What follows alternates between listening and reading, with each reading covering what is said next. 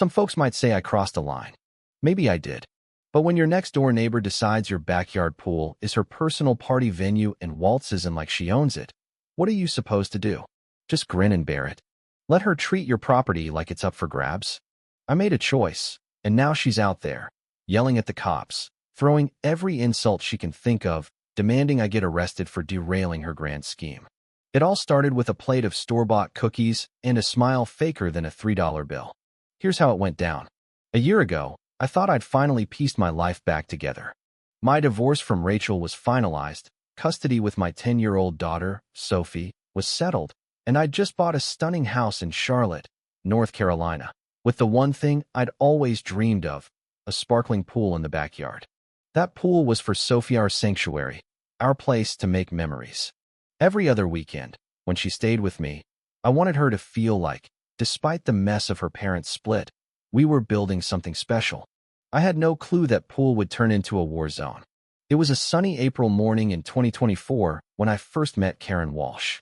I was skimming leaves from the pool while Sophie practiced her dives when the doorbell chimed. There stood Karen, mid-40s, polished to perfection, holding a tray of cookies and flashing a smile bright enough to light up half the Carolinas. "Hi, I'm Karen Walsh, head of the local PDA," she said, her handshake firm but her eyes darting past me, scanning my house like she was casing the joint. "Just wanted to welcome you to the neighborhood. I invited her in because that's what you do when someone brings cookies, right?" But the second she stepped inside, it was like she was appraising the place for auction. "What a gorgeous open layout," she cooed, her voice dripping with calculation. "And that backyardo, is that a pool?" Her gaze locked onto it through the kitchen window, and something in my gut twisted. She asked to use the bathroom, and I said sure, not thinking much of it. But she took a detour through my entire first floor, commenting on every room like she was staging it for a magazine shoot. By the time she reached the window overlooking the pool, she was practically drooling. "What a perfect community space," she said, her tone implying my pool was public property. I mumbled something vague about it being for Sophie and me, but Karen's smile only widened, like she'd already made plans I wasn't privy to. Looking back, I should have seen the red flags. Sophie, bless her, picked up on it right away. As Karen left, Sophie tugged my sleeve and whispered, "Dad, she talks like my teacher when she's pretending to be nice." Kids, right? They see through the nonsense adults miss. But I was still in my let's be friendly phase, trying to fit into the neighborhood. Karen even accidentally dropped her phone by the pool on her way out, giving her an excuse to come back the next day. She mentioned something about needing venues for PDA fundraisers, but I was too busy ushering her out to catch the hint. That night, as I stood by the kitchen window watching the pool glow under the moonlight, I felt proud. This was my fresh start, mine and Sophie's. I didn't know Karen was already plotting, making lists of neighbors, dates, and ways to turn my pool into her personal cash cow. Over the next few weeks, Karen became a fixture at my doorstep, showing up with excuses flimsier than tissue paper. First, it was her daughter, Lily, wanting a play date with Sophie. I agreed Sophie needed friends. But Karen timed her pickup to grill my pool maintenance guy about filters and chemicals, like she was prepping to take over.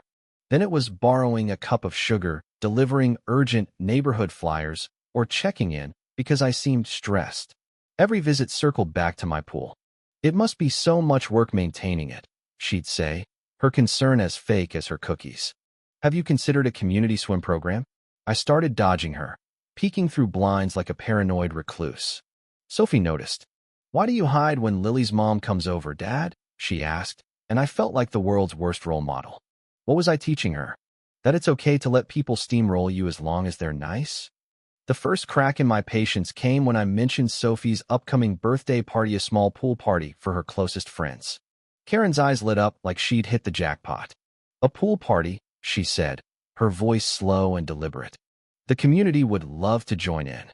I clarified it was just for Sophie's friends, but she nodded like she hadn't heard me. My neighbor, Linda Chun, pulled me aside the next day with a warning. "Karen's been asking about your schedule when you're home, when Sophie's with you. That's not normal."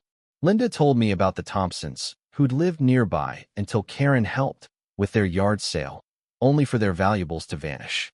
"She targets new people," Linda said. "Last year, it was the Thompsons' yard. Before that, She used the Garcias driveway for a community bake sale and kept the profits. My stomach sank. Karen wasn't just nosy, she was a predator, and my pool was her prize. Then came the PowerPoint presentation. I'm not kidding. One Thursday, Karen showed up with a tablet, a leather binder, and a pitch about a community pool safety program.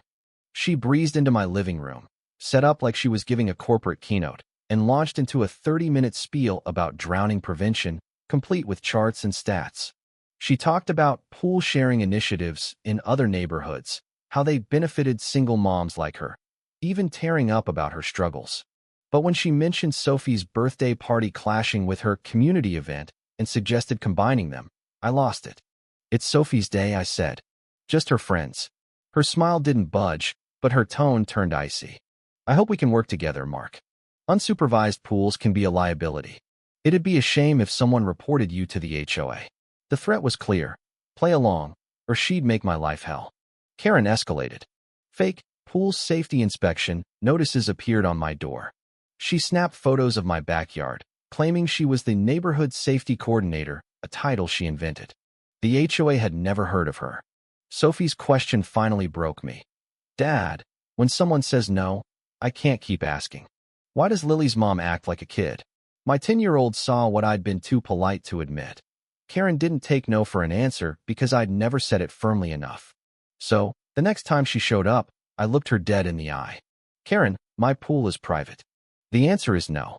For a split second, her mask slipped, revealing raw anger before she plastered on that fake smile. I hope you reconsider, for the kids' sake, she said, her voice venomous. I thought that was the end. I was wrong. Karen declared war. Within days, she'd turned the neighborhood against me. Parents at Sophie's school snubbed me. Whispers spread that I was a selfish jerk who hated kids. Karen filed endless HOA complaints, noise from my pool filter, fence height, unsafe, pool access, none of which held water, but buried me in paperwork.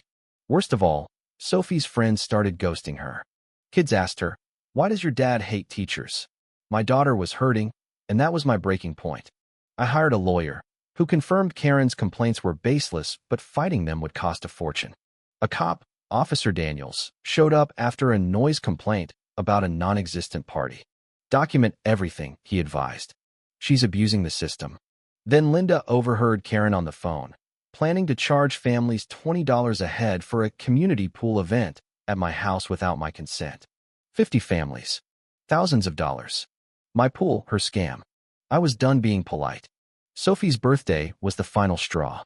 I'd planned a perfect day, 6 friends, pizza, a mermaid cake. But that morning, Karen rolled up with a convoy of cars, unloading tables, food, and families who thought they'd paid for a safety event.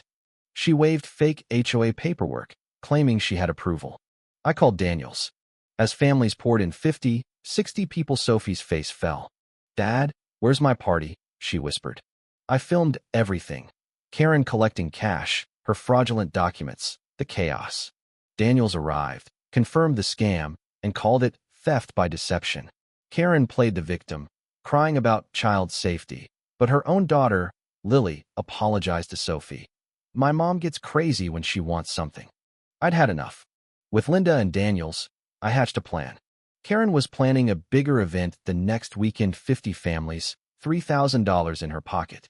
My pool needed a deep clean, which meant draining it completely. I scheduled it for Friday night.